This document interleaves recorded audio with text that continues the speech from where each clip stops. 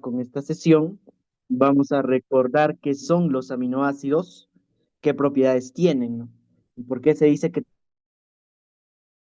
tiene un carácter básico y tiene un carácter ácido, y cómo éste puede influenciar en su carácter de tampón.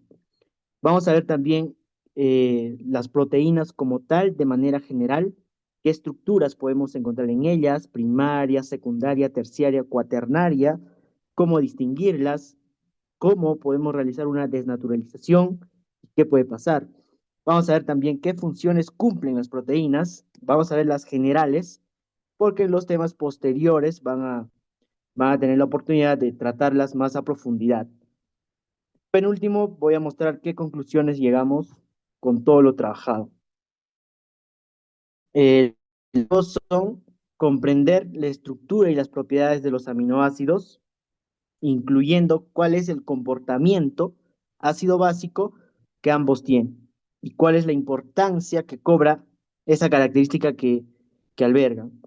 Vamos a también analizar la organización estructural de las proteínas, primaria, secundaria, terciaria, cuaternaria, ver algunos ejemplos, ya no los más comunes, sino tal vez algo más profundo que debemos de reconocer.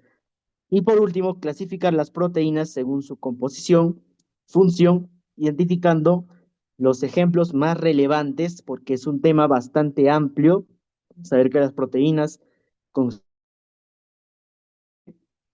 dentro del cuerpo humano, ¿no? A diferencia de tal vez de los carbohidratos, lípidos, ¿ok? Entonces vamos a ver los más importantes y ver cómo participan en los procesos fisiológicos y cómo lo podemos aplicar a la práctica médica. Bien, ¿qué son los aminoácidos? Como ya el título de la ponencia lo decía, ¿no? Los aminoácidos son los bloques de construcción de las proteínas. Es como un ladrillo. Si pegamos varios ladrillos uno sobre otro, vamos a construir una pared. Eso equivale a decir que esa pared va a ser una proteína. Podemos pegar tantos aminoácidos que nosotros deseamos. Si pegamos dos, por ejemplo, un dipéptido, ¿no? Si pegamos más de 50, hablaríamos de una proteína. ¿Podemos pegar más? Sí, podemos pegar hasta donde nosotros deseamos. Pero no lo vamos a pegar pues con cemento, ¿no? Sino que los ladrillos, ¿cierto? Se colocan entre cemento, pero en este caso los aminoácidos vamos a unirlos por un enlace covalente de tipo amida, ¿correcto? Llamado enlace peptídico. Entonces, los aminoácidos, pueden ver ahí en su pantalla, eh, 9 aminoácidos, ¿no? Que lo extraí de Google, la glicina, la alanina, la valina, leucina, y seguro que lo hemos escuchado, ¿no? La metionina, importantísimo en el proceso de formación de las proteínas. Entonces, aquí les traje la estructura molecular de la insulina, una proteína bastante importante, donde cobra importancia en enfermedades como diabetes, ¿no? Pueden ver ahí en la margen derecha, a la insulina en sus dos cadenas. La cadena rojita es la cadena B, con,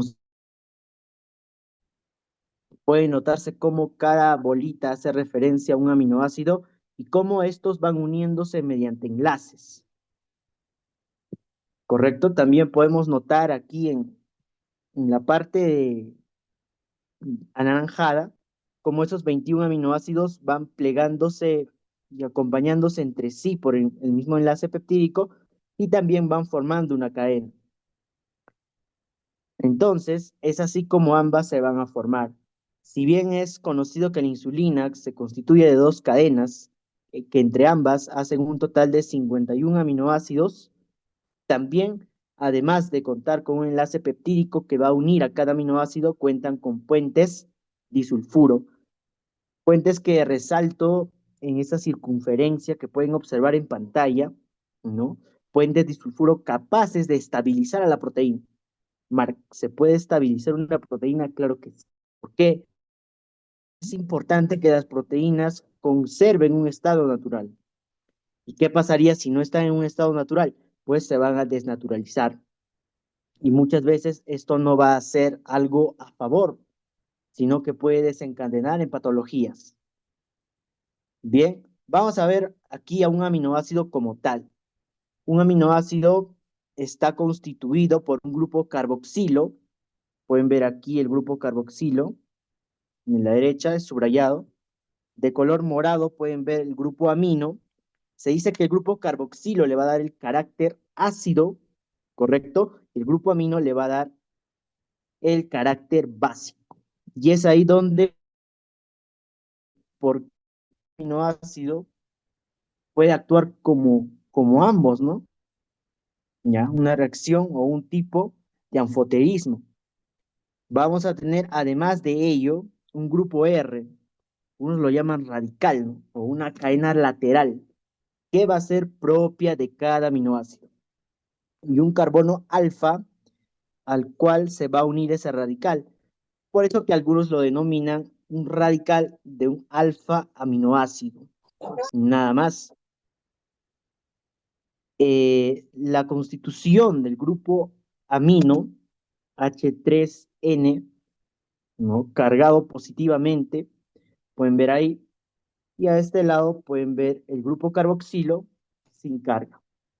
Mark, ¿hay alguna importancia de la carga? Sí, y lo vamos a ver conforme avancemos. Ahora, los aminoácidos generalmente tienen la estructura anterior, un grupo amino, un grupo carboxilo, el radical y el hidrógeno. Pero, ¿qué es lo que pasa con la prolina? Pregunta examen, ¿no? La prolina, ¿correcto? Va a tener su grupo carboxilo, pero ¿qué es lo que va a suceder?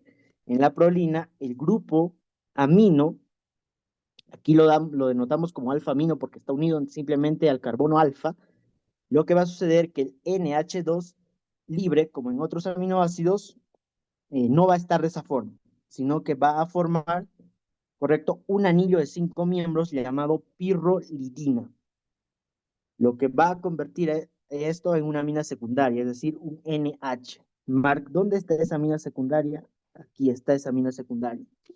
Nótese que esta amina secundaria NH es muy diferente a, a una simple estructura de cualquier otro aminoácido de grupo amino. En este caso ya no es secundario, adopta esta estructura molecular. Y es ahí el detalle de aminoácidos a pH fisiológico 7.4. El grupo carboxilo está disociado, ¿correcto? Formando un ion carboxilato cargado negativamente. En el ácido aspartico o aspartato lo podemos ver como este carboxilato está cargado negativamente, ¿ok? Y el grupo amino está protonado, es decir, está cargado positivamente en ambos, tanto en el grupo como esta carga va a variar, ¿correcto? Como esta carga va a variar. Y acá nótese un detalle, si bien el carboxilato tiene una carga negativa, nosotros podríamos denotarlo como un -1. Y nuestro grupo amino, al estar protonado, podemos denotarlo como un +1.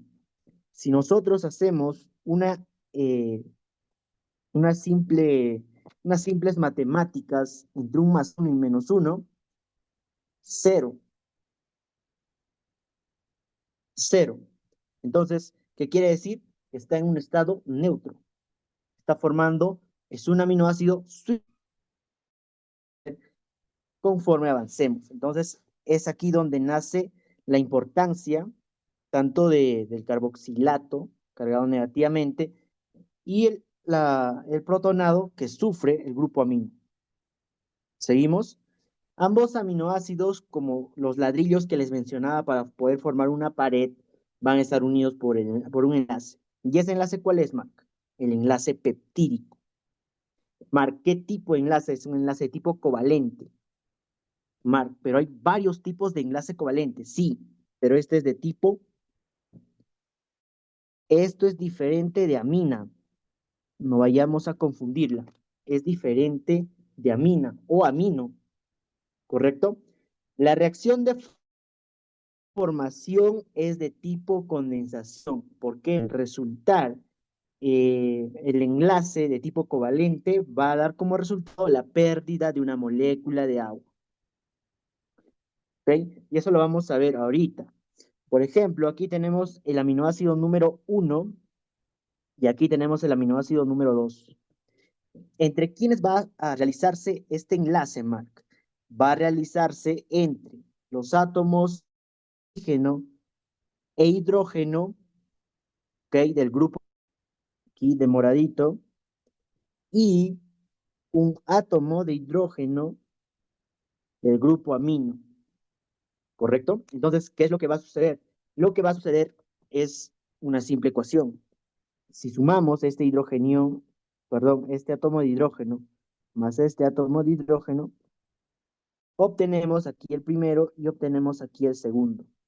Marc, ¿y el oxígeno a dónde se va a ir?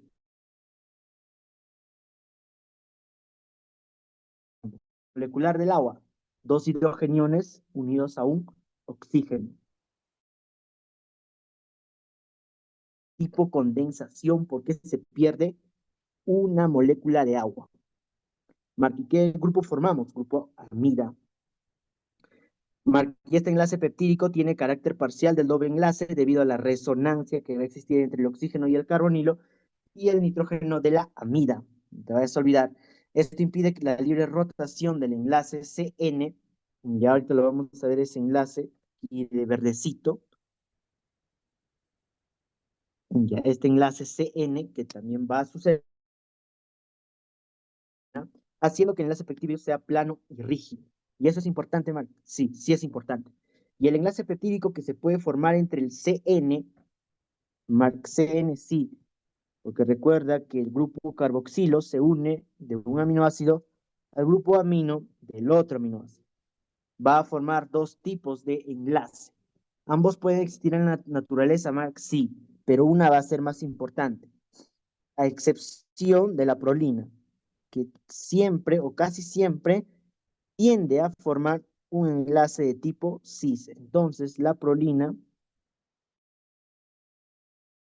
lo encontramos a este nivel, ¿correcto? Y la forma trans es la que más va a dominar. ¿Por qué? Porque va a haber un antiparalelismo entre las cadenas laterales de ambos constituyentes al formar el enlace, mira, son antiparalelas. A diferencia del grupo cis, que por esa complejidad de enlace, ambas cadenas laterales de la unión de los aminoácidos pueden chocar, pueden colisionar ante un giro, y eso limita a que se puedan formar más enlaces. Por eso no es tan abundante, a diferencia de la trans, que sí lo es. Aquí tengo otra imagen para poder explicarles. Vemos cómo se sufre esta unión de enlace peptídico. El grupo carboxilo aquí de moradito, perdón, de negro, va a unirse al grupo amino del otro aminoácido. La reacción de condensación se realiza y se libera pues una molécula de agua. Y el enlace final que se va a formar es el enlace CN, enlace peptídico. Si lo analizamos tridimensionalmente, podemos observarlo en esta grande figura. Y mira cómo los radicales son antiparalelos y se van en sentidos contrarios, ¿no? ¿Y eso qué permite? Permite minimizar, gracias a esta configuración de tipo trans, la repulsión estérica entre ambos R's, ambas cadenas laterales. Y así puedes constituir, es decir, si es que no mucha repulsión, te conviene. ¿Por qué? Porque vas a poder construir más aminoácidos, vas a poder enlazar más aminoácidos. Y si enlazas más aminoácidos, que conformas proteínas. Y las proteínas están presentes en el organismo. ¿Correcto? Vamos a ver ahora los aminoácidos, pero en sus tipos, en su clasificación de acuerdo a sus cadenas laterales. Mark, no me acuerdo qué era la cadena lateral. Recuerda. Nuestro aminoácido está constituido por un grupo carbono, perdón, por un átomo de carbono, alfa, unos lo llaman así, por un lado el grupo carboxilo, por el otro lado el grupo amino, le añades un hidrógeno y por acá tienes un R. Algunos lo llaman radical, pero ¿cómo se le denota? Como cadena lateral. Van a ver, según esta clasificación, varias. Si es que esa cadena lateral es no polar, quiere decir que cada aminoácido tiene esta cadena lateral redundantemente no polar. Equivale a decir que no va a ganar ni va a perder protones. Si no gana ni pierde, no puede formar, perdón, enlaces de hidrógeno. Si no puede formar enlaces de hidrógeno, quiere decir que le tiene miedo a lo lipófilo, correcto. Le tiene amor a lo lipófilo, porque ya le tiene miedo al agua, ¿no? Entonces, tiene una mayor afinidad por lo lipofílico.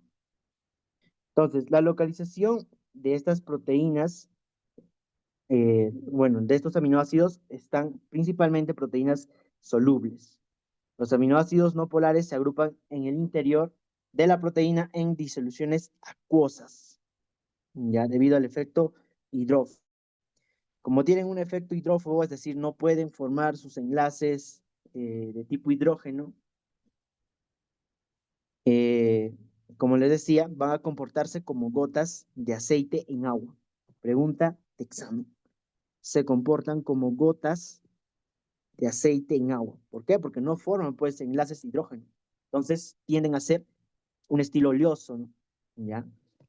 La función estructural es que los grupos R no polares contribuyen a la forma tridimensional de la proteína y la última característica importante en la membrana. En ambientes hidrófobos, como en la membrana, recuerdas, tienen una zona hidrófoba y la otra hidrofílica, ¿correcto? Los grupos R no polares se encuentran en la superficie, al igual que las colas, ¿no? De un fosfolípido, ¿ok? Marc, ¿cuáles son estos aminoácidos? La glicina, la alanina, la valina, leucina, isoleucina, fenilalanina, triptófano, metionina y prolina. ¿Cuál es el más simple de todos ellos, Marc? La glicina, ¿no? ¿Ya? Entonces recuerda, la glicina, alanina, valina, leucina, isoleucina, fenilalanina, triptófano, metionina y prolina actúan como gotas de aceite en agua, porque se clasifican por tener cadenas laterales no polares. Pero así como hay no polares, también hay polares, y entre ellas está la serina, la treonina, la tirosina, la asparagina, la glutamina, la cisteína. Marc, son muchos nombres. Pero siempre, como les dije al inicio, resaltemos lo más importante. ¿Qué quiere decir que un aminoácido con cadena lateral sea polar y sin carga? Lo opuesto, ¿no? Pero estos aminoácidos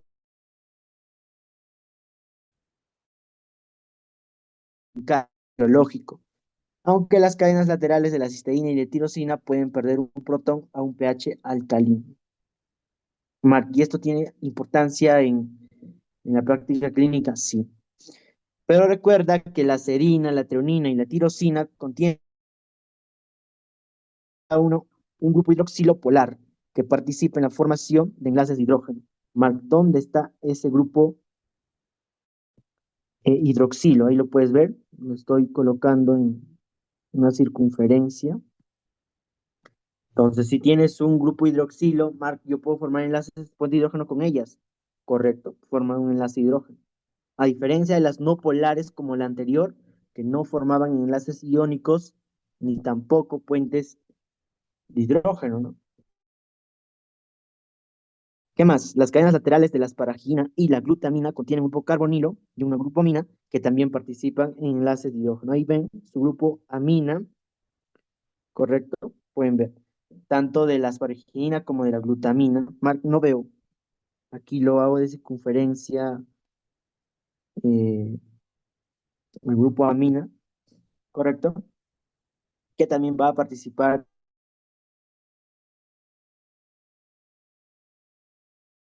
así. Mira, cisteína tiene este grupo, un SH, un azufrado.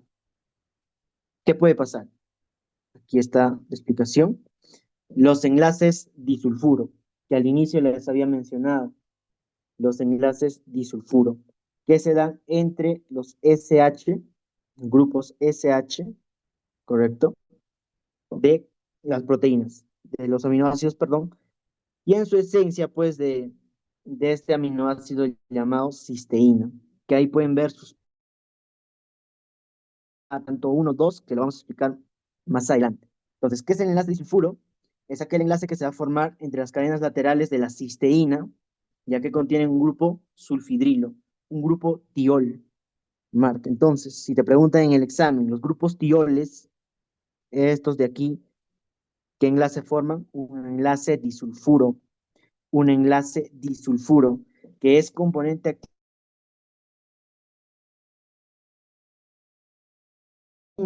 están separados. Para que tú puedas unir ambas por un enlace disulfuro, oxídalas, ¿correcto? Entonces, en las proteínas, los grupos tioles, SH, de ambas cisteínas, ¿correcto? Tienen que oxidarse para formar este enlace cruzado covalente que pueden ver en pantalla, lo coloco de color azul, donde ambas S formando el enlace disulfuro se unen. Si anteriormente eran llamadas cisteína, cuando ya están unidas por este puente, se llama cisteína, por este puente o enlace disulfuro. Entonces, ¿quién es la desencadenante principalmente de este enlace, Mark?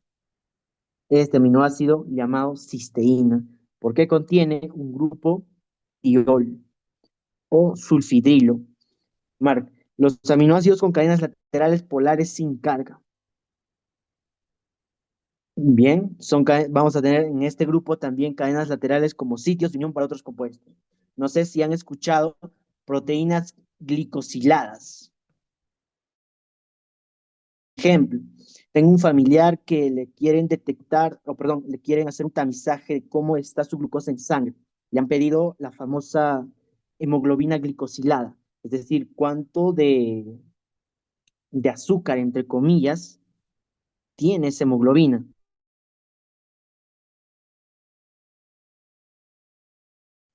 Diagnóstico. Entonces, Mark, ¿es posible eso? Sí, porque van a tener los aminoácidos en sus cadenas laterales lugares específicos para qué, Mark, para que se puedan unir otros compuestos. Mark, ¿qué puede ser estos compuestos? Carbohidratos, la glucosa, lípidos, ¿ok? Pueden ser ellas. Mark, ¿y cuáles son estos aminoácidos importantes que yo debo recordarme? Recuerda aquí, el grupo hidroxilo polar de la serina, la treonina y rara vez de la tirosina puede servir como lugar de unión para estructuras de grupo fosfato. Mira, la serina, la treonina y a veces la tirosina van a servir, van a tener lugares de unión para grupos fosfatos, ¿correcto? ¿Qué más? Dato importante, el grupo amida de la asparagina y el grupo hidroxilo de la serina o la treonina sirven para la unión de oligosacáridos para que se puedan unir oligosacáridos. Entonces, Marc, ¿cómo me explicas esto? Si la locomotora fuera la proteína, las rueditas o todo lo que se va a unir a ella va a ser todas las cargas detrás del polo para que formen el tren. Nada más, Marc, un ejemplo. Ya, no he colocado un ejemplo, pero aquí tienen los más representativos. Seguro no lo habrán encontrado molecularmente, pero sí es posible esa unión. Más adelante hay un ejemplo, claro, bastante general, de la hemoglobina glicosilada. ¿Cómo se da esa reacción? Los aminoácidos con cadenas laterales ácidas. Bueno, este tipo está representado por aminoácidos como el aspartato y el glutamato, ya que ambos son donantes de protones. ¿Correcto? Ahí tienen paralelos. Son dos grupos representativos. Aquí están los aminoácidos con cadenas laterales básicas, ¿sí?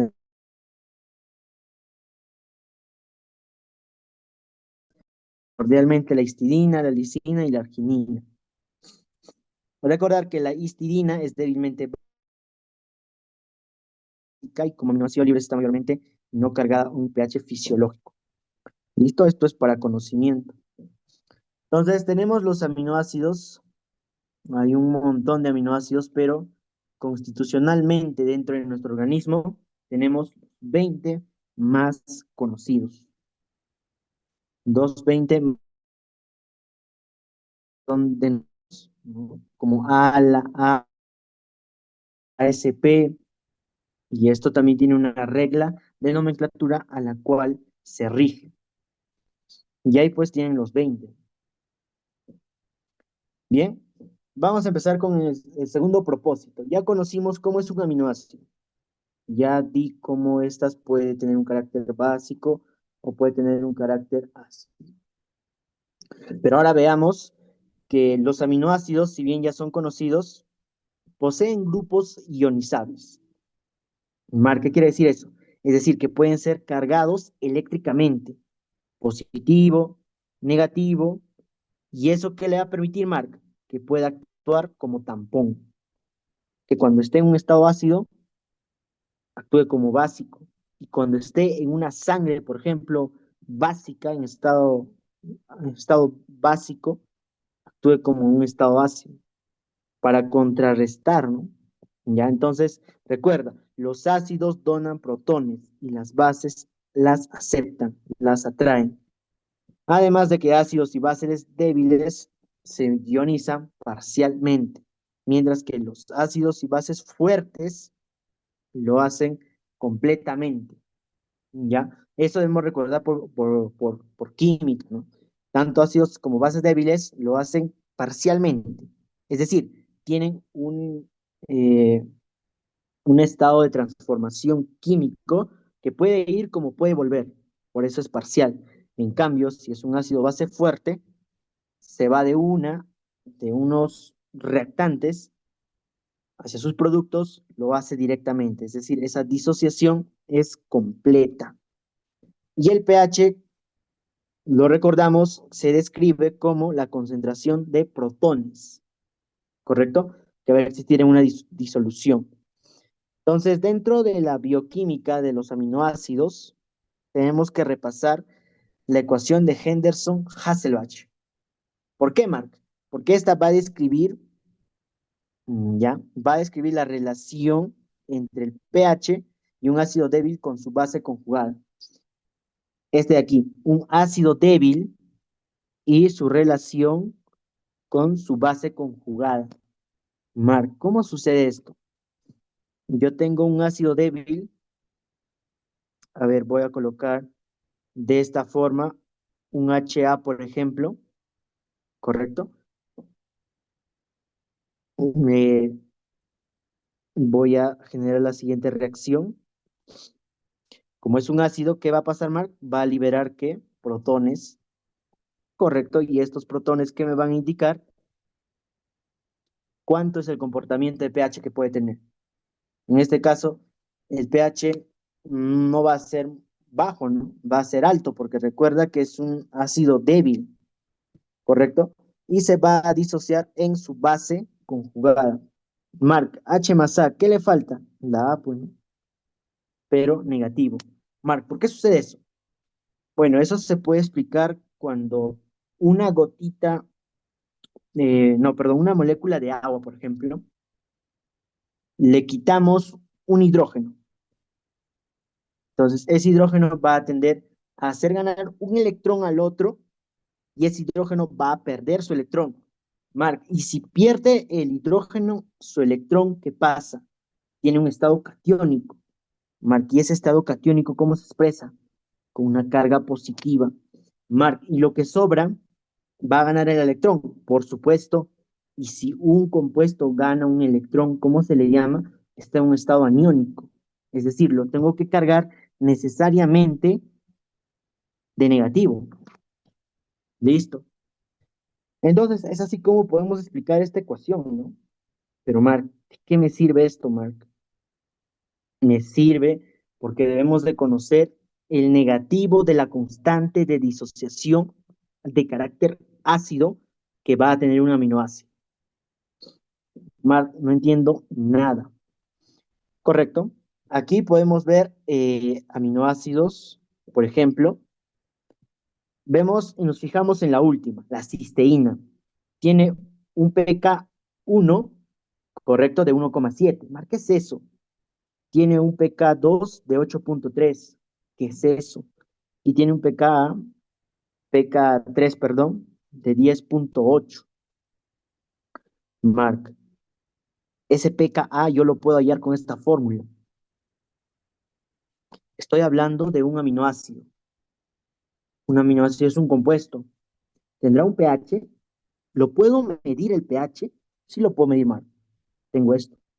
Mark, ese pH de ese aminoácido que yo voy a evaluarlo químicamente, experimentalmente, ¿es un ácido débil o es un ácido fuerte? Débil, ¿no? Correcto, es un ácido débil. Lo tengo. Mark, si yo lo disocio a ese ácido débil experimentalmente, voy a tener una cantidad de su base conjugada experimentalmente, Mark. Sí, sí lo puedes obtener. Correcto. Ah, entonces, si ya tienes el pH experimentalmente, que lo puedes hacer en tu saloncito de química o de bioquímica, tienes también ambas concentraciones del ácido débil y de su base conjugada, experimentalmente lo puedes obtener el pKa, ¿no? Puedes obtener esto. Correcto, Mark, sí puedo obtenerlo. Y es así, pues, cómo podemos obtener el pKa de los aminoácidos. Mark, esta fórmula se puede demostrar, sí, ¿por qué no? ¿Por qué no demostrar esa fórmula? Y esto es pregunta de examen, ¿no? Siempre se lo solicitan. Vamos, tenemos un ácido débil que va a tener esta forma. Recuerda que es débil porque no se va a disociar completamente. No. Es decir, ida y vuelta. Como puede ir, como puede volver, está dudando.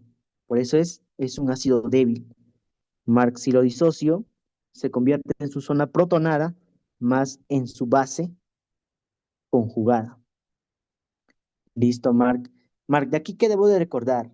Recuerda por tus clasecitas de química que el negativo del logaritmo del Ka va a ser igual al pKa, ¿no? Esto debemos recordar primero. ¿Qué más debemos recordar? Por química debemos recordar que el Ka, ya esto es ya la fórmula. Mark, pero demuestra esa fórmula. Nos vamos a demorar, ¿no?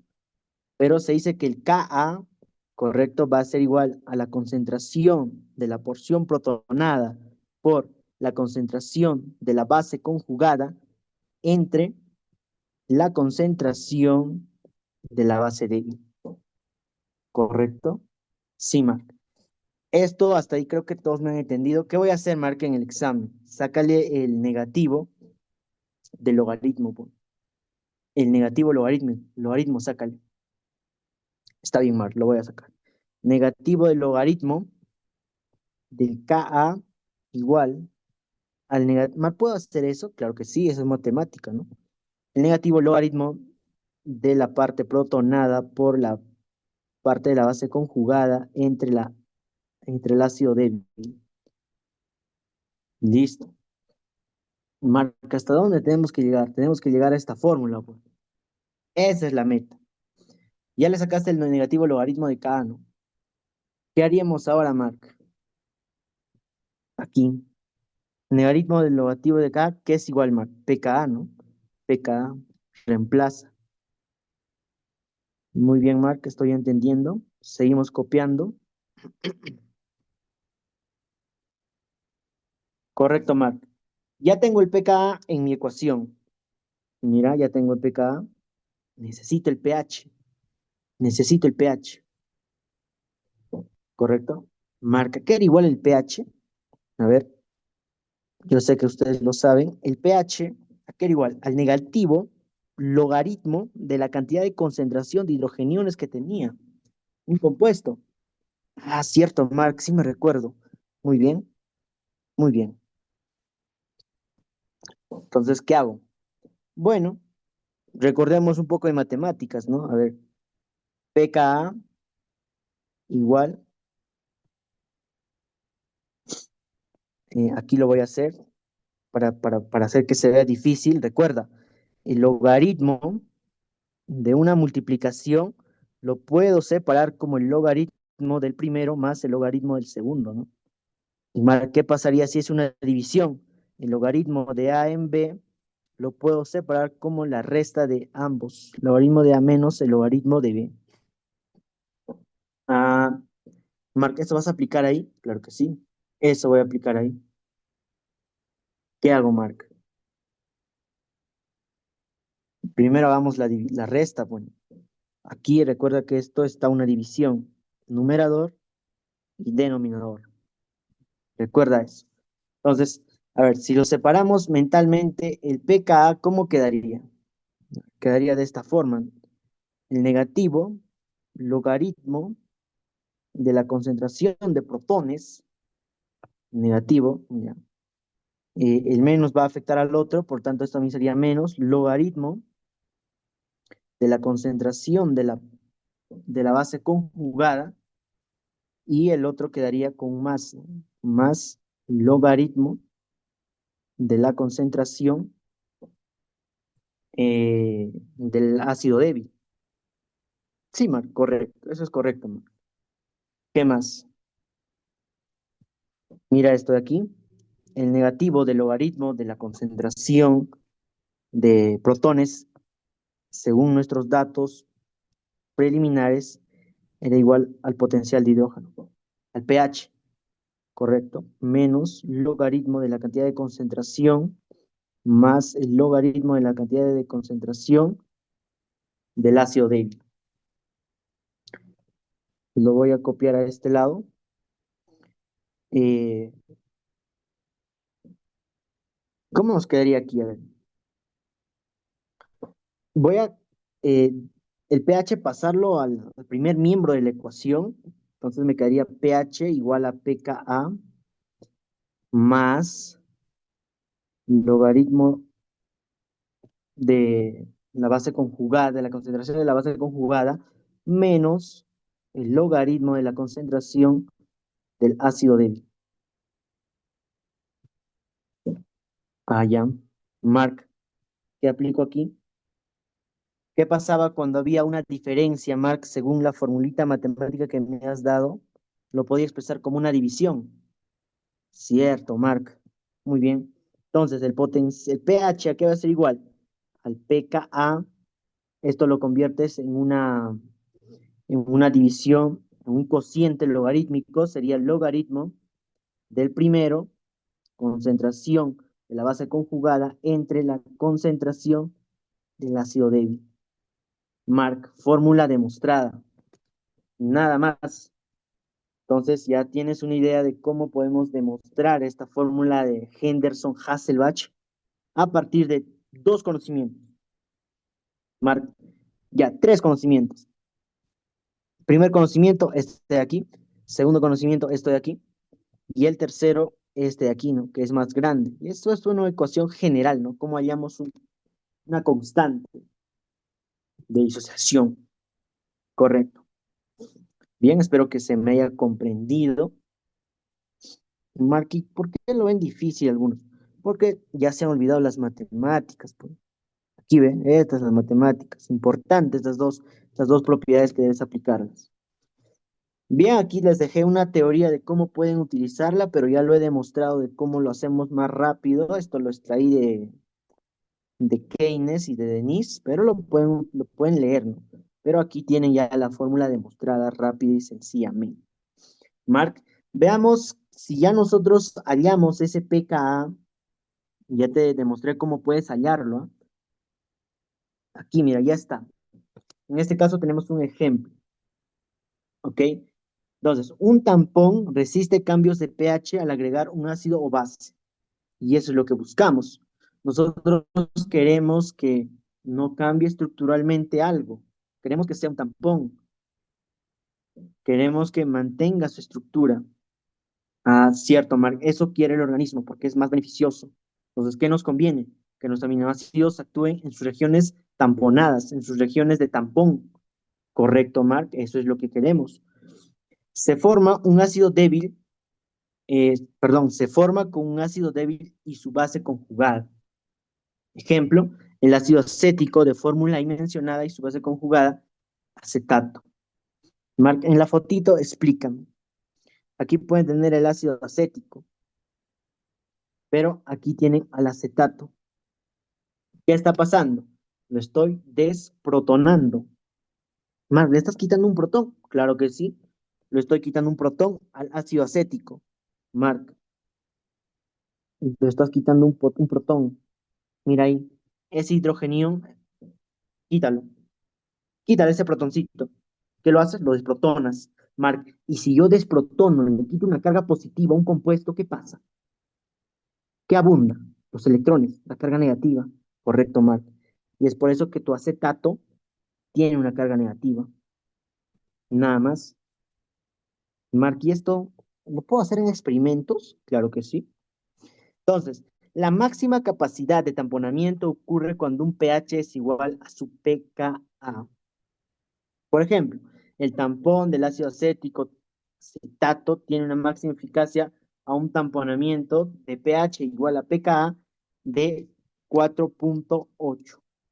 Es decir, en esa región que va a ocasionar un 4.8 de pKa igual a un pH, tanto con un más 1 con un menos 1 va a actuar como un tampón.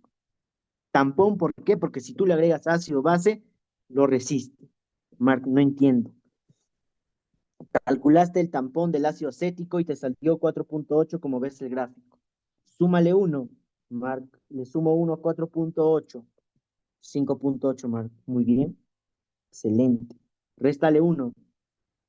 A ver, 4.8 menos 1, 3.8. Mira, ahí tienes los dos valores donde es con eficacia y es el lugar, la región donde este aminoácido con un pKa actúa como tampón entre una región más 1 y una región menos 1 respecto al pKa. ¿Correcto? Y así lo vas a hallar. En tu pregunta de examen te va a venir así nada más, ¿no? Recuerda, más 1 menos 1. Pero Mark, eso me dijiste cuando, claro, eso es máximo, ¿correcto? Si te piden el máximo, ¿eh? Ya, si te piden el máximo. Mark, pero ¿qué pasa si es que mi pH, mi solución es demasiada ácida y es menor a mi pKa? ¿Qué va a pasar? Correcto. Si es que esto sucede, va a predominar una forma protonada. El ácido acético, muy bien. La forma protonada va a dominar en un pH que sea menor al pKa, en este casito, ¿no? En este casito. Y en el otro caso, si es que tu pH es más básico, es decir, es mayor al pKa, va a dominar la forma desprotonada.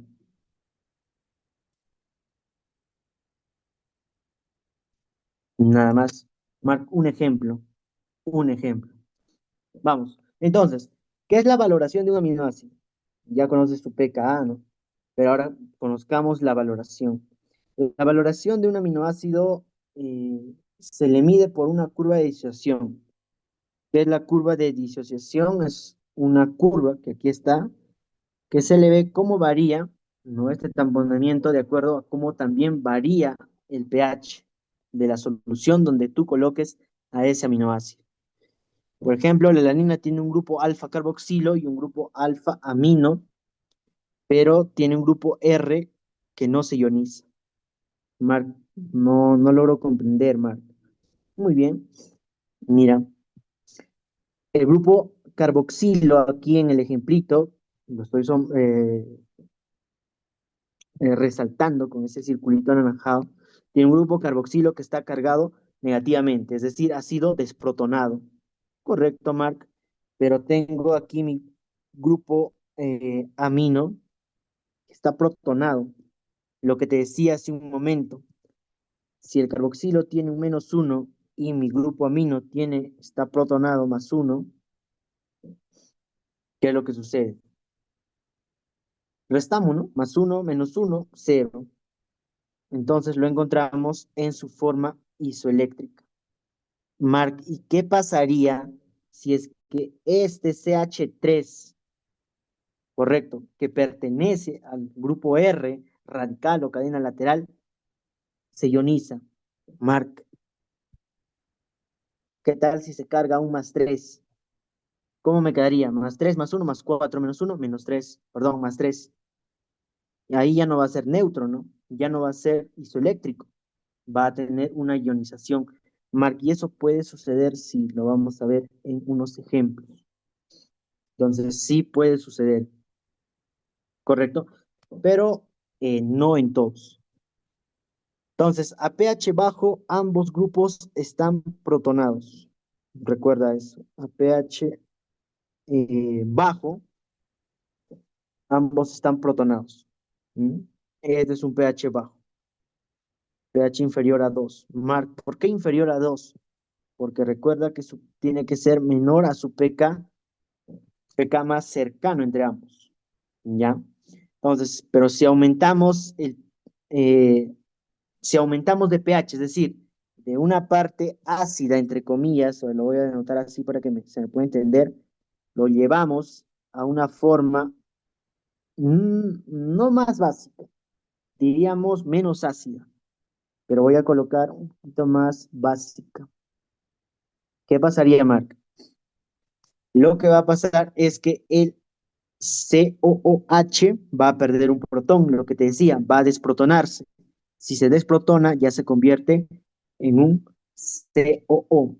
Nada más porque ha perdido un protón, se ha desprotonado simplemente. Mark, ¿qué me decías de antes? En antes te decía que si el grupo carboxilo estaba protonado con una carga, desprotonado, perdón, con un menos uno, el grupo amino estaba protonado con un más uno, y ambos al restar más uno menos uno se daba como cero, como una carga neta cero, lo llamábamos y decíamos que va a estar en una forma isoeléctrica. Y esa forma isoeléctrica que cada aminoácido indistintamente va a adoptar se va a llamar suiterión o forma isoeléctrica que adopta un aminoácido. ¿Cuál es esa característica de un Switterion, Mark? Pues un Switterion, como ahí pueden ver en su pantalla, lo más característico es que va a tener una carga neta de cero. Es decir, es una molécula eléctricamente neutra, eléctricamente isoeléctrica, carga neta cero, donde va a actuar como una molécula polar, pregunta examen, y a su vez muy soluble en agua. Marca, entonces a mí me conviene que esté en ese punto. Correcto, a ti te conviene que esté en ese punto. Y ahí tienes un ejemplo, ¿no? La alanina en su forma dipolar. Sigamos. Aquí vamos con la aplicación de la ecuación de Henderson-Hasselbalch. Ya les expliqué cómo podemos utilizarla. Y pues aquí tenemos un ejemplo, ¿no? Ya aquí tenemos un ejemplo. A ver, vamos. Eh, tenemos en una carga neta al aminoácido alanina. Tiene una carga neta porque se puede manejar esa carga eléctrica entre un menos uno más uno del grupo carboxilo y del grupo amino, me da como cero. Estamos en una forma isoeléctrica. Cuando enfrentes un ejercicio como este, clásico, recomendación, enfrentarlo desde su forma en un estado o en una solución más ácida. ¿Por qué, Mark? Porque siempre vas a encontrar que va a estar protonado ese grupo carboxilo. Entonces, de aquí va a estar protonado, ambos protonado, y desde una solución ácida vas a tener que desprotonarlo, que suene raro desprotonarlo, en una solución más básica. Mar, ¿qué voy a hacer? Si bien algunas veces te pueden decir que dibujes todo este proceso, es sencillo, ¿no? Al grupo carboxilo, desprotónalo, quítale un protón, va a cargarse negativamente. Y aquí puedes ver en pantalla. Mark, ¿y qué va a pasar con el grupo amino? Con el grupo amino no pasa nada, se conserva. Ah, ya, Mark, correcto, se conserva. El grupo amino se conserva.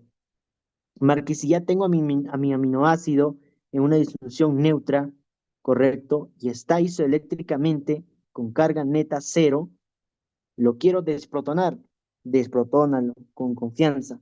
Pero ¿qué va a pasar? Como estás en un estado básico, ¿a quién tienes que tocar? Al que te da el carácter básico, pues. Mark, y al inicio me has dicho eso. ¿Quién me da el carácter básico? El grupo amino, ¿no? Entonces toca el grupo amino y desprotónalo. Mark, ¿le quito un protón? Quítale un protón, correcto. H3, quítale un protón, H2 y listo. Mar, ¿cómo queda lo demás? Se mantiene. Lo demás se mantiene. Ah, ya.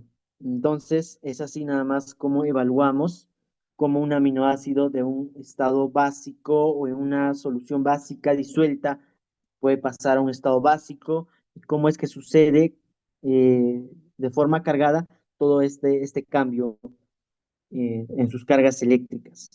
Y las principales, pues, el grupo carboxilo y el grupo amino. Mark, pero eso está fácil. ¿Qué pasaría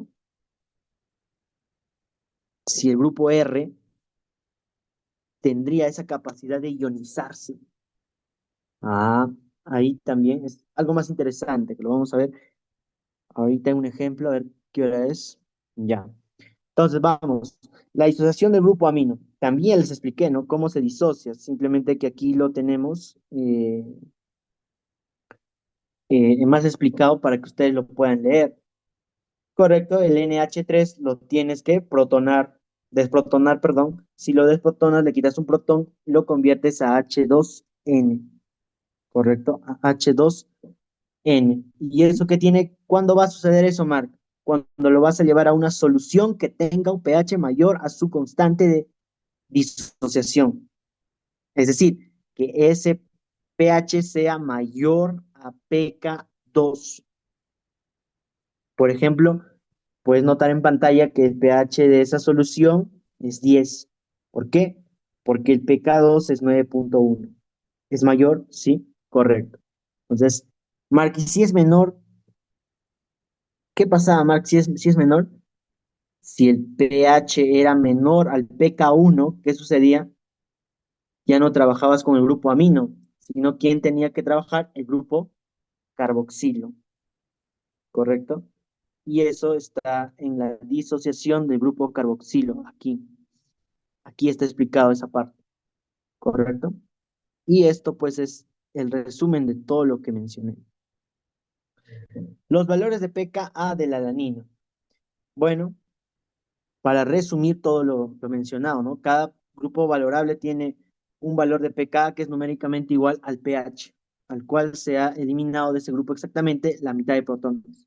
Si te preguntan en tu examen qué es el pKa, responde, es el valor igual al pH donde se ha eliminado exactamente la cantidad, la mitad de protones, o la disociación de la cantidad de la concentración de protones disociados es equivalente a la cantidad de la concentración de las bases conjugadas. Entonces, el pKa para el grupo más ácido, en este caso es el pK1. Mark, ¿cómo es eso? Recuerda, si estamos en un estado ácido, en una disolución ácida, trabajas con ello. Eso te está mencionando. Si tú tienes un estado más básico, trabajas con el H2N, ¿no? Que en este caso desprotonas al grupo amino. Y ahí trabajas con el grupo pK2. Mark, yo he visto en ejercicios que no solamente existe pK1, pK2. Hay ejercicios donde existe pK1, 2, 3, 4, 5. ¿Eso es posible? Sí. Entonces, ¿qué tengo que hacer? Ir desprotonando cada uno. Nada más, es desprotonar nada más. Entonces, el pKa del grupo alfa carboxilo de los aminoácidos es aproximadamente 2, mientras que el alfa amino es de 9. Pregunta clásica de bioquímica. ¿Cuánto es el pKa que adopta alfa amino y cuando adopta alfa carboxilo. Recuerda que alfa carboxilo es netamente ácido, entonces va a tener un pKa, ¿no?, de 2, mientras que alfa amino, como adopta un carácter más básico, va a tener un pKa de 9. Pregunta examen. Mark, pero yo he visto que esto era con comas. Sí, algunos dicen que es con comas, pero está entre 9 a 10. Entre 9 a 10. Por eso que aproximadamente 9. Bien, la curva de valoración, los pares de tampón que ya lo hemos visto también cuando un pH es igual a un pK, que es lo que pasa, y ahora vamos a tocar el punto isoeléctrico. Esto es la parte teórica que ustedes lo van a leer, yo les voy a explicar aquí en el grafiquito. Entonces, ¿qué es lo que pasa? Eh, en este caso vamos a hablar de este aminoácido, a ver, no lo, es alanina, ya, es alanina. Entonces, este aminoácido alanina va a tener tres formas, va a adoptar tres formas, como pueden ver en pantalla. Va a tener dos pKa, un pK1 que tiene un valor de 2,3 y un pK2 que adopta un valor de 9,1. ¿Listo? Recuerda que de 2,3 hacia abajo tenemos que trabajar, o hacia un pH más bajo, tenemos que trabajar con el carácter ácido. Entonces nos vamos al grupo carboxilo. Tenemos que desprotonarlo. Y por eso es que me da con esta carga negativa. Y cuando ya tenemos esta forma 2 que es isoeléctricamente neutra, ¿por qué, Marc? Porque tiene un +1 -1, eléctricamente neutro. Tenemos que llevarlo a una disolución más básica. Lo lleva a una disolución más básica. Ya trabajo ahí con el grupo amino. Marc, lo desprotono, correcto. Y ahí tienes el nuevo aminoácido ya desprotonado. Marc, ¿qué me importa a mí? Cuando quieras hallar el punto isoeléctrico, es simplemente sumar el pK1 más el pK2 y le divides entre 2. Nada más. El pK1 entre el pK2 y le divides entre 2. Marc, y si tengo pK1, pK2, pK3, pK4, sumo pK1, pK2, pK3, pK4. No, no, eso no. Agarras los dos puntos que estén más cerca a la forma isoeléctrica. Que sí, Marc, sí. Y eso lo vamos a ver ahorita en un ejemplo. Correcto. Y ahí es donde trabajamos. Lo vamos a ver en un ejemplo, no se preocupe. Entonces, la región de tamponamiento, es decir, cuando el aminoácido actúa como un tampón, recordaban que era +1 -1 nada más respecto al pKa, ¿no? Ya sea pK1, 2,3, entonces su región de tamponamiento es 1,3 hasta 3,3. Actúa como tampón en esa región. Sí, Marc. Y ahí esa parte rojita, ya, el número 1 es esa primera región. Y el número 2 es esa segunda región, porque tiene otro pK2, ¿no? ¿Correcto? Que es muy diferente al punto iseléctrico. Marc, ¿cómo hallo el punto iseléctrico?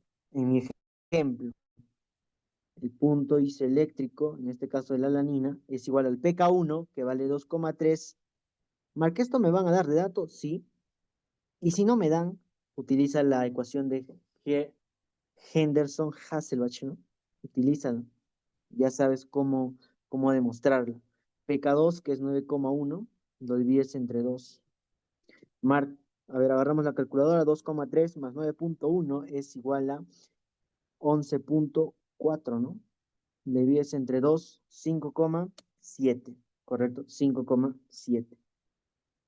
Y esto pues es el valor del punto iseléctrico. Nada más, así es como hallamos este valor que muchas veces es difícil, ¿no? Difícil hallar, ya es difícil hallar. A ver, vamos ahora a ver, creo que por aquí lo puse, no. Aquí tienen la misma idea del anterior, es esta este gráfico en vertical convertido a horizontal, nada más. Pueden ver cómo la alanina va cambiando, sus dos pKas, ¿m? Su pK1 y su pK2. Como hallabas el punto eléctrico, sumabas ambos pKas y pues ahí lo tenías, ¿no? Ya, ahí lo tenías. Quiero un ejemplo, ¿ya? Quiero un ejemplo. Vamos a hacer un ejemplo nada más, pero que no me dan la hora. A ver, ya hemos visto el ejemplo de tres, ¿no? Ya eso creo que está relativamente un poco entendible, ¿no? Vamos ahora a dibujar el ácido glutámico, o glutamato, ¿no? El ácido glutámico.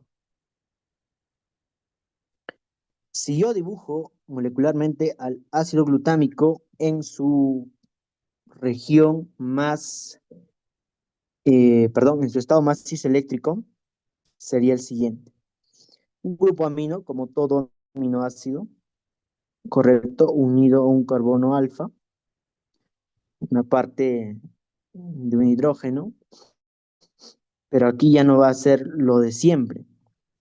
Es un CH2 unida, mira, unida a otro grupo carboxilo. Mark, esto no me has explicado. Aquí tengo otro grupo carboxilo. ¿Listo? Entonces, ¿qué vamos a, qué vamos a denotar primero? Ya como resumen. Como resumen, vamos a decir que el alfa carboxilo, a ver, aquí, este de aquí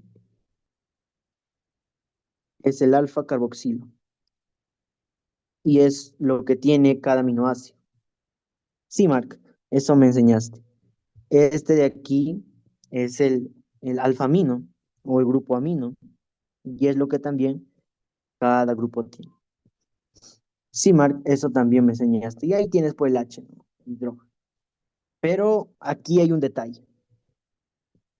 ¿Qué es esto, Mark? El R, hasta ahí sería normal, no es lo que más hemos visto. Pero aquí el R va a tener una variación, va a estar unida a un ácido carboxilo. Y ahí es donde la situación va a cambiar, ¿no? Ya, ahí es la situación donde va a cambiar. ¿Qué nos van a dar de dato? Que el alfa carboxilo va a tener un pK1, pK1 de 2,19, ¿correcto? Vamos a ponerle así. El alfa amino, ¿correcto? Va a tener un pK2 de 9,67.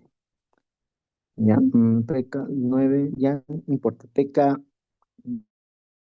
de 9,67. Y ese grupo carboxilo también se puede ionizar. Y es lo que les decía hace unos minutos, ¿no? Entonces también va a adoptar un pK.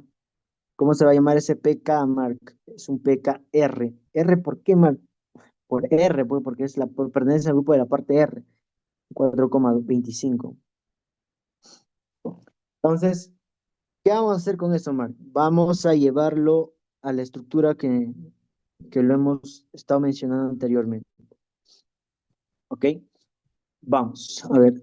En su estado más isoeléctrico, ¿correcto?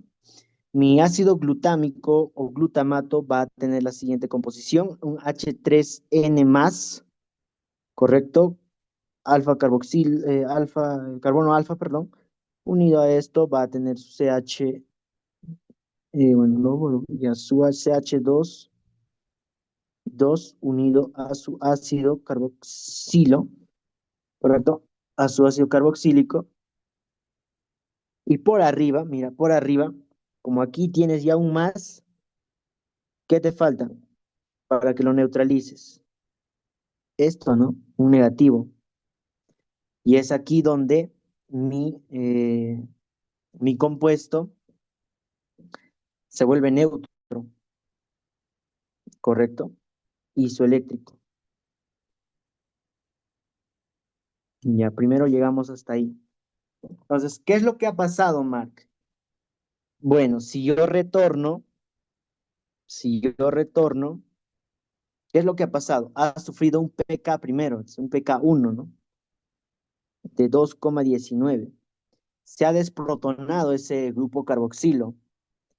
Sí, Mark, el grupo alfa carboxilo se ha desprotonado. Entonces, inicialmente, antes de que pase un pK 1, antes de que cambie de disolución, mi estructura del aminoácido no era así. Correcto, Mark, no era así. ¿Qué tenía que pasar? Primero, en un estado más ácido, porque recuerda, mira cuánto es el pH, 2. ¿Recuerdas la escala de pH que va desde 0, desde 1 hasta 14? Estamos en 2, estamos en la región más ácida. Y te decía, la teoría, si estamos en una región ácida, tocamos aquí en el grupo carboxilo. Por eso no toco al grupo amino, ¿correcto? Este está unido a un carbono alfa, unido a un hidrógeno. Marky, ¿por qué? La pregunta es aquí esta. Yo sé que me vas a preguntar esto. ¿Por qué no tocas a él, Mark? Porque recuerda, la teoría dice, toca primero a este tócale, haz lo que quieras con él. Primero a él, luego ya le tocas a los radicales. Primero tócale al grupo alfa carboxil. ¿Entendido? Sí. Entonces, este es un CH2 unido a su grupo carboxílico, perdón, al ácido carboxílico, y el de arriba es el que más nos importa. Aquí sí va a estar como grupo, así. Y nota la diferencia. El, nota cómo se ha desprotonado ese COOH y cómo ha pasado de un estado a otro. Míralo. Ahí es donde lo he tocado. Y ahí es donde ha sufrido un pK número 1. Mark, yo quiero hacerle pasar un pK 1 más. Yo quiero eso, Mark. Uno más. Ya, uno más. Vamos, uno más, Mark. Uno más. Pásale un pK 2, ¿no? ¿Correcto? Le pasamos un pK 2 de 9,67. Mark, ahora sí voy a tocar al de abajo. Correcto, ahora sí toca al de abajo. Correcto, ahora sí tocas el de abajo. Vamos, copiamos H2 o H3. H2, ¿no? Porque recuerda que ya estamos entrando, perdón, H3. Ya, H3. Pero antes, recuerda, me está pasando este datito, mira. Tenemos 3 pKs. ¿Quién debe utilizar primero? El pKr, porque ese es 4. Correcto, Mark, que estabas equivocando. Utiliza eso primero. 4,25. Muy bien. Entonces, estoy pasando de un estado ácido de 2,19 a uno menos ácido de 4,25. Copias el grupo amino como está. H3N más, carbono alfa, hidrógeno, CH2. El de arriba, Mark, ¿qué va a pasar con el de arriba? Con ese carboxilato. Bueno, cópiale nada más lo mismo. Pero ahora, ¿a quién vas a tocar? Ahora vas a tocar al de abajo, porque ya tocaste al de arriba, pues. Ya tocaste al alfa carboxilo, ahora tócale al ácido carboxílico. Mark, ¿no es lo mismo? No, no es lo mismo. Uno es radical, ¿correcto? Entonces, le tocas al ácido carboxílico y ¿qué va a pasar? Va a convertirse en un COO, pero lo desprotonas. Y si lo desprotonas, se vuelve en un anión. Correcto, Mark. Listo. Mark, ahora sí puedes utilizar tu PK. Este es el PKR. Ahora sí puedes utilizar tu último PK, Mark. Mi PK es 2. Correcto, el PK 2. Mark, ¿y ahora quién voy a tocar, Mark? Ya toqué a los dos, al grupo carboxilo, ya toqué al ácido carboxílico. ¿Ahora quién toco, Mark? Las proteínas son muy buenas, digo los aminoácidos. Tócale al grupo amino. DH ahora lo colocas como H2 más. Listo, Mark. Todo sea posible. Carbono alfa, hidrogenión, correcto. El otro se mantiene como tal. Está arriba también. Ya entiendo. Ahora dime acá, ¿cuánto de carga tiene esto? Más, y acá no tiene nada, Mark. Ah, es una carga de más 1. Marc, el otro es isoeléctrico porque tiene un más y tiene un menos. Una simple operación, cero, ¿no? Isoeléctrico. Marc, el otro tiene un más, tiene un menos y tiene un menos. Menos, menos, más. Menos uno, menos 2. Más uno, menos uno. Muy bien. Carga, menos uno. Marc, todo esto nada me piden en el examen, ¿correcto? Eso nada más te van a pedir, ¿no? Pero tienes que ser rápido. ¿Y el PK2, Marc? Ah, el PK2. ¿Qué hacemos con el PK2?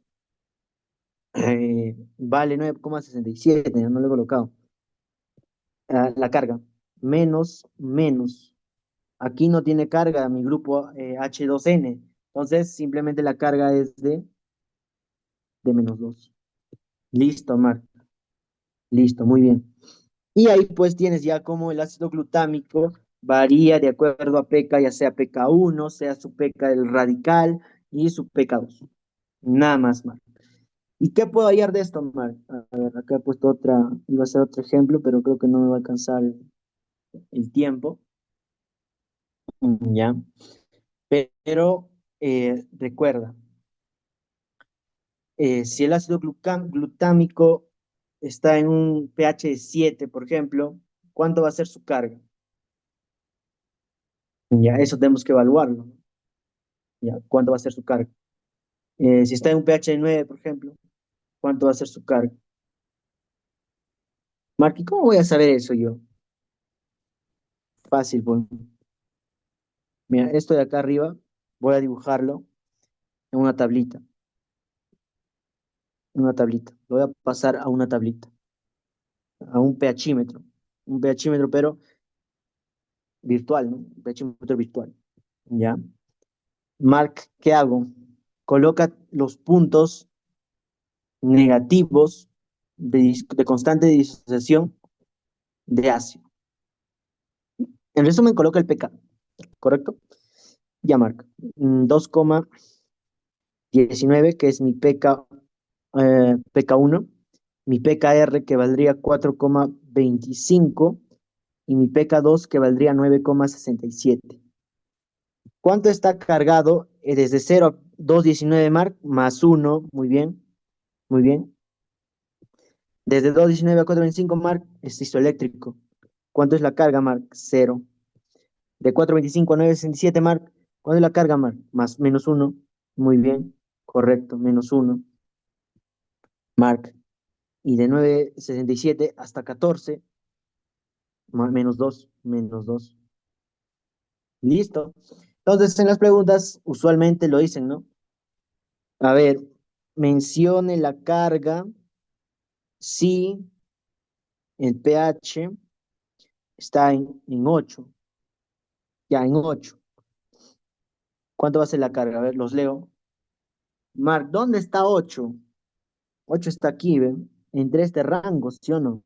Ah, cierto, Mark. Entonces, ¿cuánto va a ser la carga? Menos 1. Muy bien. Mark, otro ejemplo. No entendí. Ya, mencione la carga si el pH es 3. Ah, ya, Mark, 3. A ver, 3, ¿dónde está 3? Está entre este rango, ¿no?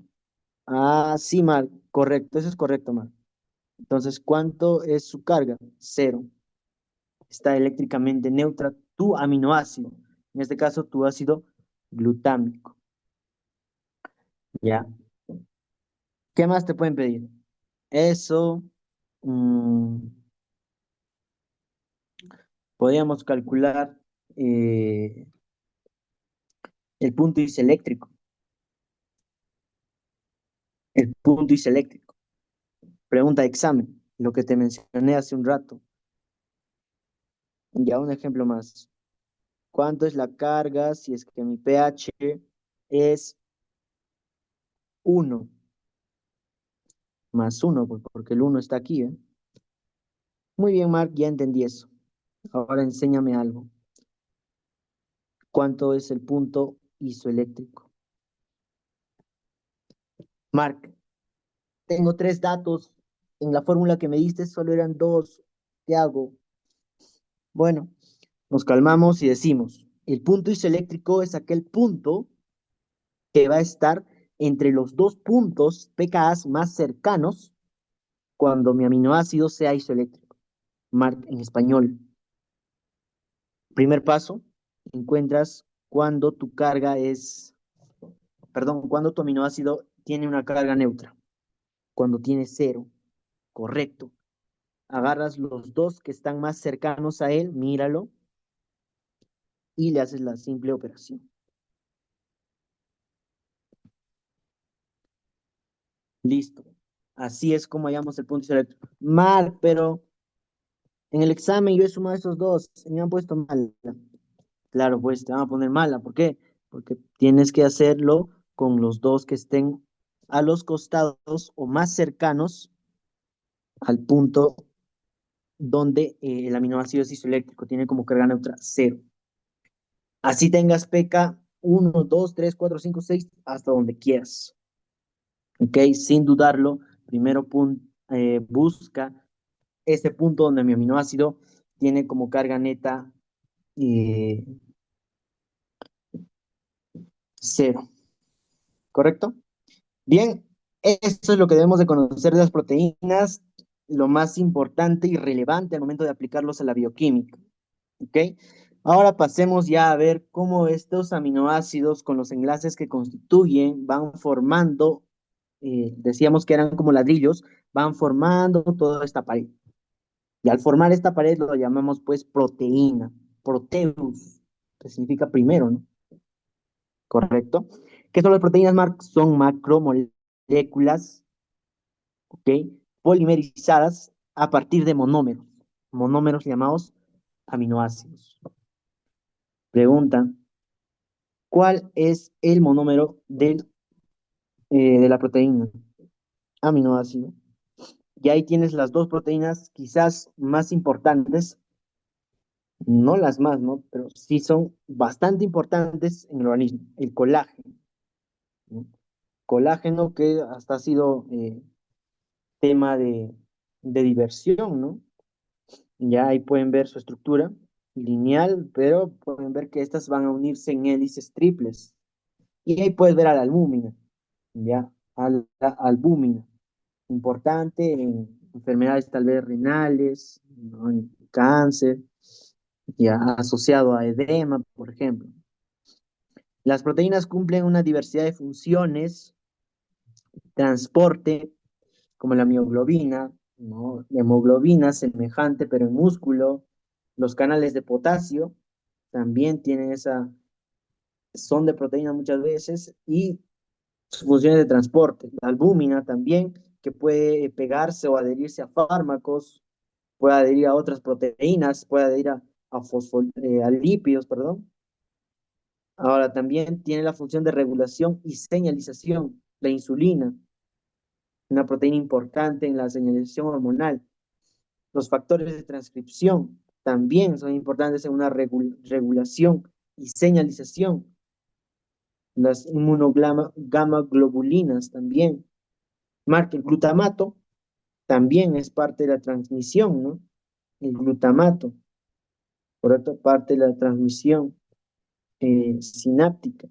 Movimiento, como la actina, la miosina, presentes en los músculos, ¿no? Estructural, el colágeno, las histonas que forman un nucleosoma, y de catálisis, como son las enzimas, la pepsina, la lisozima, la polimerasa, DNA y entre otras. Entonces tienen una amplia variedad de funciones. ¿Cuáles son las estructuras en las cuales se puede dividir? Son tres: primaria, secundaria, terciaria, cuaternaria. La primaria es de tipo lineal, como pueden ver. La segunda también, pero se caracteriza por tener una forma distinta, ya que van a haber otros enlaces, lo que le da el aspecto de alfa hélice o beta hoja plegada. En la terciaria van a tender a formar agrupaciones o girar, a hacer giros tridimensionales esas proteínas. Y en la cuaternaria ya van a tener proteínas grandes, pero con subunidades. Esa es la diferencia. Entonces, Marco, una subunidad puede ser una proteína terciaria, sí, sí puede ser. La estructura primaria, tal vez la más conocida, la insulina, ¿no? Ya es de tipo lineal.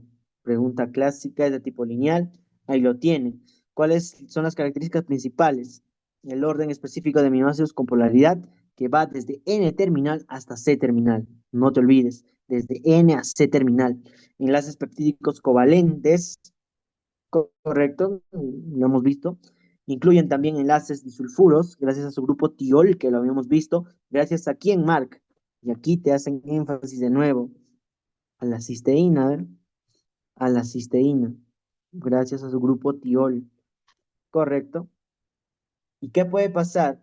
Puede pasar que se pueden alterar estos aminoácidos, ¿no? Cambiar el orden uno a otro y me pueden dar enfermedades como la anemia falciforme. Mar, ¿cómo es esa anemia falciforme? Ahorita lo vamos a ver. Ejemplos, la insulina de 51 aminoácidos de dos cadenas, alfa y beta o A y B, una de 21 y la otra de 30. Suma 51. Bueno, está asociado a enfermedades como diabetes mellitus, por ejemplo, ¿no? Hay otras también. Y la insulina sintetizada es la solución, muchas veces, bueno, no solución, tratamiento. Marc, pero aquí veo que han cortado, ¿sí? Han cortado la proteína. En este caso de la hemoglobina, por ejemplo, si lo vemos a nivel lineal, eh, tiene 146 aminoácidos. Hay varios tipos de hemoglobina. La más principal en adultos se compone del HbA, de la hemoglobina tipo A, alfa 2 beta 2, porque tiene dos subunidades alfas y dos subunidades beta. Normalmente pueden ver ahí que si es que existe una mutación a nivel de estructura y en el orden de los aminoácidos, si existe una mutación de lo que se iba a sintetizar GLU, ¿correcto? Se sintetiza VAL. Aberrante, ¿no? No podría ser posible. Yo necesito GLU, pero mutó la proteína y, perdón, mutó el cambio de aminoácidos y se sintetizó VAL. Estoy cambiando esos dos aminoácidos. ¿Y qué es lo que va a dar en efecto? Lo que normalmente GLU, ¿ok? GLU normalmente me forma esas estructuras de hemoglobina de tipo circunferencial. Si lo muto y me forma la proteína VAL, mira cómo va a ser recto. Y estos se van a disponer de la siguiente manera. Estos se disponen así, como pequeños palitos dentro del eritrocito, lo que le hace dar esa forma en os, ¿ya? Esa forma en os, esa falsa forma de lo que normalmente la hemoglobina debería ser. eh, el eritrocito debería ser bicóncavo, ¿no? Ya no adoptan esa forma por, por la mutación a nivel de la proteína hemoglobina, ya especialmente en el gen de beta globina E6V.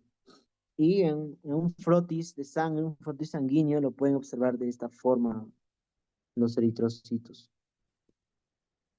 Correcto, es bastante sencillo de poder visualizar.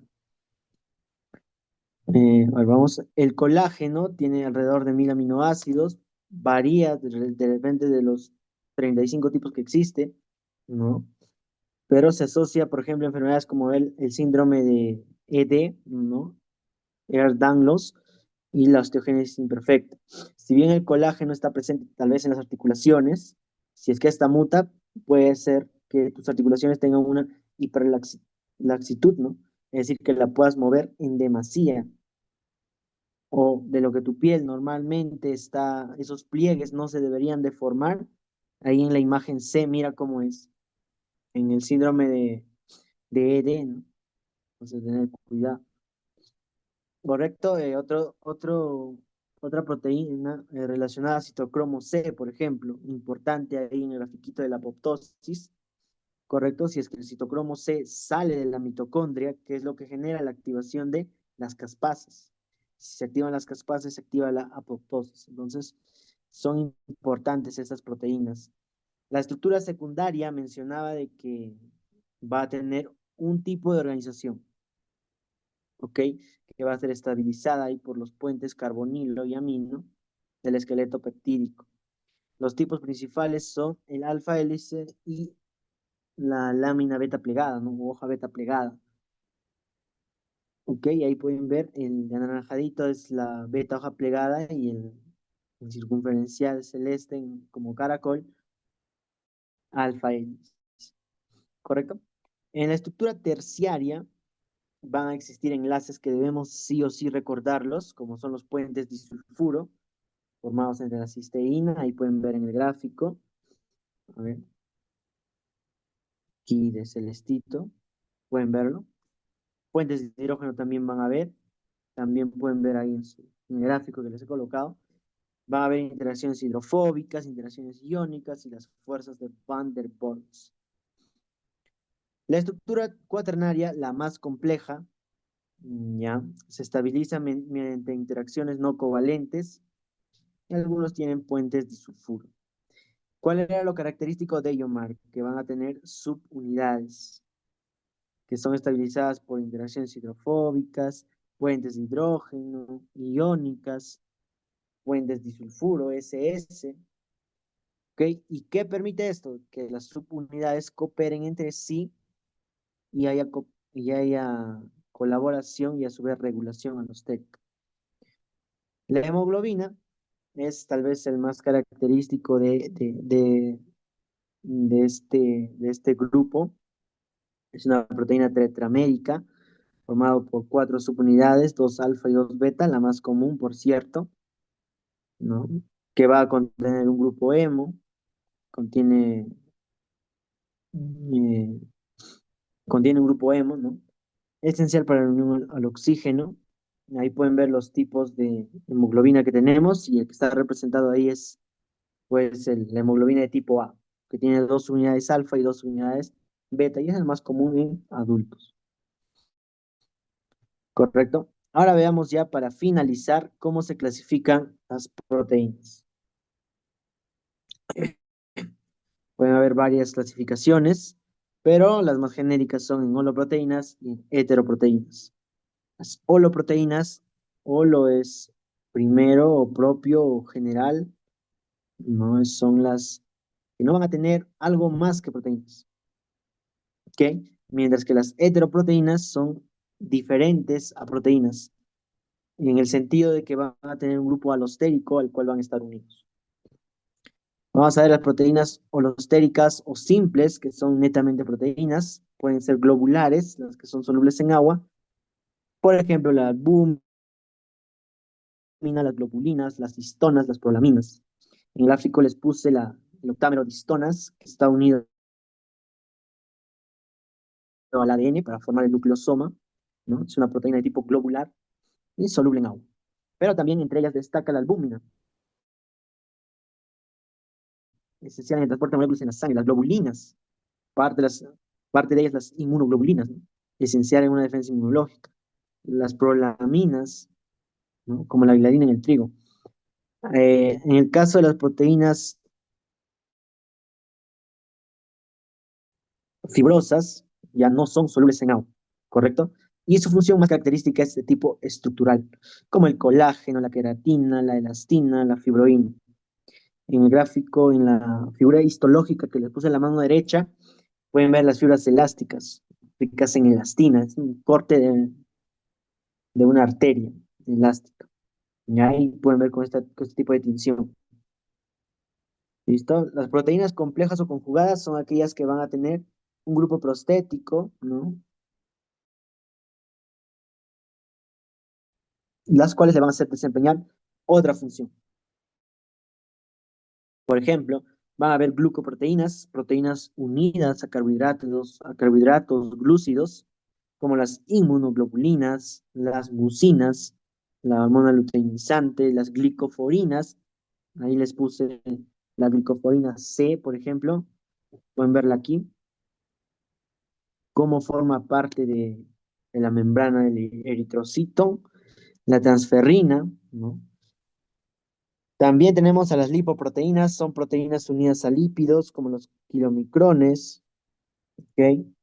Que transportan triglicéridos. Ahí les puse también, además de los kilomicrones, a las VLDL y a las LDL. Pueden ver que en su estructura interna contienen ésteres de colesterol también, ¿no? Triglicéridos, fosfolípidos. Entonces, ¿cómo están unidas estas proteínas eh, a lípidos? Y las apolipoproteínas, por ejemplo, la B100, que ahí también está presente en la LDL, ¿no? Esa estructura como un Pokémon de tipo morado, esa cresta morada que pueden ver, eso pues es una apolipoproteína o ApoB100, que es componente estructural de la LDL, de la LDL. Las metaloproteínas son pues proteínas unidas a grupos o iones metálicos, como es la hemoglobina, que va unida al ion férrico, correcto, a un hierro más 2. Los citocromos, que pueden estar unidas al férrico o al ferroso, correcto, la ferritina, la anhidrasa carbónica, y aquí les puse de ejemplo al SOT, ¿no? Al superóxido dismutasa, un potente antioxidante. ¿Correcto? Un potente antioxidante que usa iones metálicos como es el cobre dicatiónico, el zinc dicatiónico o el manganeso dicatiónico.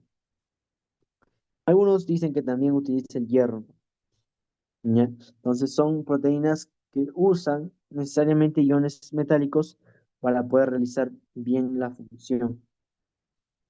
Las fosfoproteínas, pues son proteínas unidas a grupos fosfatos, como la caseína presente en la leche, la fosbitina en la yema del huevo, los glucógenos fosforilados, la beta-caseína, ¿no? La CDK, las ciclinas dependientes de sinasas.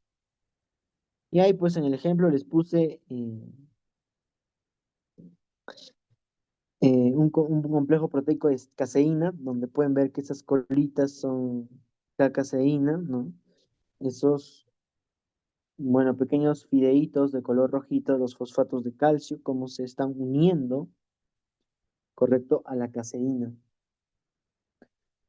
Quinto y penúltimo ya, las nucleoproteínas, ¿no? Proteínas unidas a ácidos nucleicos, ADN, ARN. Las histonas que se unen a ADN para formar nucleosomas, ahí te los puse en el gráfico, los ribosomas, la telomerasa, las ARN polimerasas, y virus como el HIV y el adenovirus. Por último, las hemoproteínas. Contienen un grupo hemo, la hemoglobina, la miohemoglobina, los citocromos, las peroxidasas, la hemoglobina glicada, aquí les mencionaba la hemoglobina glicada, como esta hemoglobina, que ya está con un grupo de glucosa, ¿no? Molécula de glucosa, se glucosilan. Y aquí pues lo que les mencioné a un inicio, ¿no? Cómo sucede esta unión eh, para que ambas puedan conjugarse. Y recuerda que esto es gracias a las capacidades que tienen algunos aminoácidos para ser receptoras o servir de unión a, a otros grupos como son los carbohidratos. Entonces, en suma, las proteínas, recuerda, son macromoléculas formadas por la polimerización de de monómeros llamados aminoácidos. Existen 20 alfa L aminoácidos, aunque existen más, pero esas son las más representativas y constituyentes, unidos por un enlace llamado peptídico, donde las cadenas laterales van a ser las principales y aquellas que le van a dar las características de carga, polaridad e hidrofobicidad de cada una de las proteínas. Pregunta clásica. Además de que las estructuras de orden superior, es decir, secundaria, terciaria y cuaternaria, van a tener diferentes enlaces que tal vez las van a caracterizar. Por ejemplo, las cuaternarias que van a tener subunidades que van a permitir que las funciones entre ellas se complementen, ¿correcto? La bibliografía revisada es de los tres libros más conocidos, tal vez, Ferrier, Harper y Baines. Ya para culminar, recuerda, cada vez que estudies es una parte del cual se puede aprender, pero también escucha a tu paciente, él te está diciendo el diagnóstico, como lo habría dicho alguna vez Sir William Osler. Y es así como culmino la exposición. Estoy atento a las preguntas que puedan tener. Gracias.